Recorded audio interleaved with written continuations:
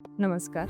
आत्ताचा एक ज्वलंत प्रश्न आपल्यापुढे जो असतो तो म्हणजे डायबिटीज कसा ओळखावा. साधारण आपल्या जीवनशैलीमध्ये जेव्हा तुमच्या रुटीनमध्ये वारंवार बाथरूमला जायची वेळ येते किंवा रात्रीला जळजळ होणे बाथरूमसाठी किंवा थकवा जाणवणे, विनाकारण थकवा जाणवतो, म्हणजे रोजचेच कामं असतात तरी करावंसं न वाटणे, त्याचसोबत तुमच्या हातापायांच्या नसांची जळजळ होणे, आग होणे किंवा नमनेस जाणवणे, त्याचसोबत बऱ्याच वेळेस रुटीन तुमच्या काही ब्लड टेस्ट असतात त्याच्यामध्ये HbA1c किंवा शुगर लेवल्स थोड्या वाढल्यासारख्या वाटतं. सो त्यावेळेस आपल्याला प्रश्न पडतो की हे एक्झॅक्टली होतंय काय. ही म्हणजे तुमच्या डायबिटीसचं एक इन्क्युबेशन पिरियड असतो, ज्याला आपण 4 ते 6 वर्ष शरीर घेऊ शकतो. सो या इन्क्युबेशन पिरियडमध्ये तुमचा डायबिटीज हा शुगर लेवल्समध्ये थोडा वाढीव दिसायला लागतो. बऱ्याच वेळेस सुरुवातीला आपल्याला थोडं वाढल्यासारखं वाटलं की आपण डॉक्टरांशी कन्सल्ट करतो आणि त्यावेळेस लक्षात येतं की डॉक्टर सांगतात ठीक आहे, हा बॉर्डर लेवलला आहे, तुम्हाला जस्ट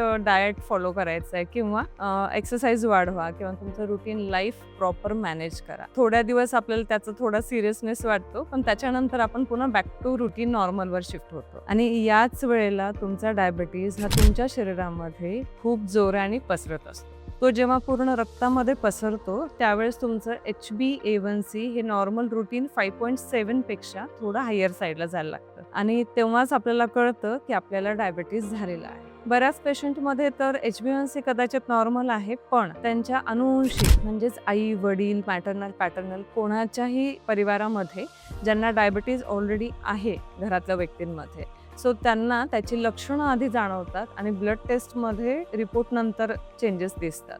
सो अशी काही लक्षणं जरी तुम्हाला आढळत असतील तरीही तुम्ही ब्लड टेस्ट करून चेक करू शकता किंवा डॉक्टरांशी कन्सल्ट करून हे प्री डायबिटिक स्टेज आहे का याबद्दलची तपासणी करू शकता. धन्यवाद.